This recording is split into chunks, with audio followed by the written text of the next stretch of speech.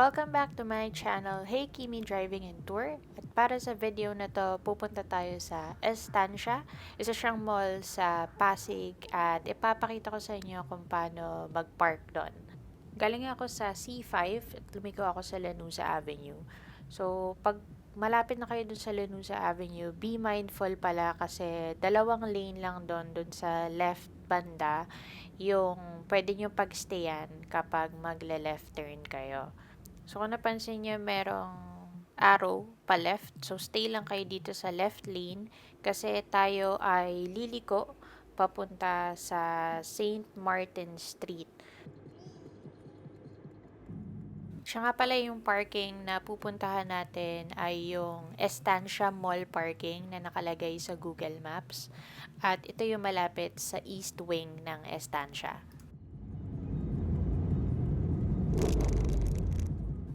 So, magle-left turn na tayo dito.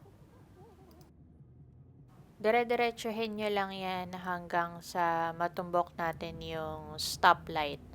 Malapit na tayo sa estansya nun. Dito sa part na to may humps, so wag magmamabilis. Siyempre, meron ding entrance ng subdivision dun sa right side kung nakita nyo.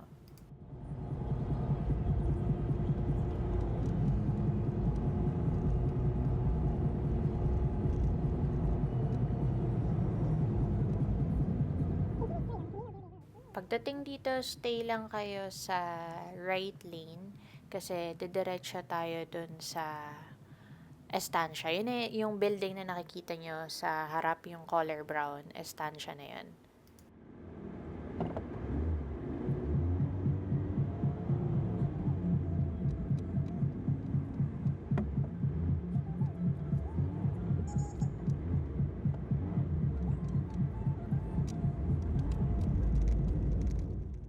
Stay pa rin kayo sa right side kasi pag nakita nyo na yung letter P na yan, yan na yung entrance ng parking sa estancia.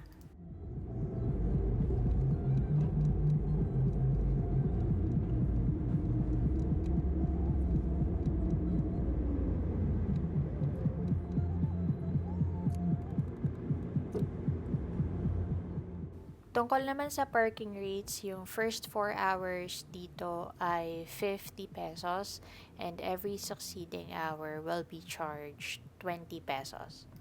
Para naman sa mga motor, first 12 hours, 60 pesos in charge and 20 pesos yung succeeding hour. Before 11 a.m. ako dumating dito at kung makikita nyo yung parking level 1 nila ay almost puno na. So, I decided na doon na lang ako sa level 2, dun sa basement 2 kasi dito mas maraming open slots. Another thing to note din, yung payment booth nila, makikita lang sa P1. So, actually, napaka-hassle kung sa P2 ka nakapark. So, kailangan mo pang dumaan ng P1 bago ka makapunta sa P2 at makaalis. Ayan, dito na lang ako magpa-park. Doon sa walang katabi. Ayan. Thank you so much for watching and I hope may natutunan kayo sa video na to at pagpunta nyo sa estancia. Alam niyo na kung saan kayo magpa-park. Thank you!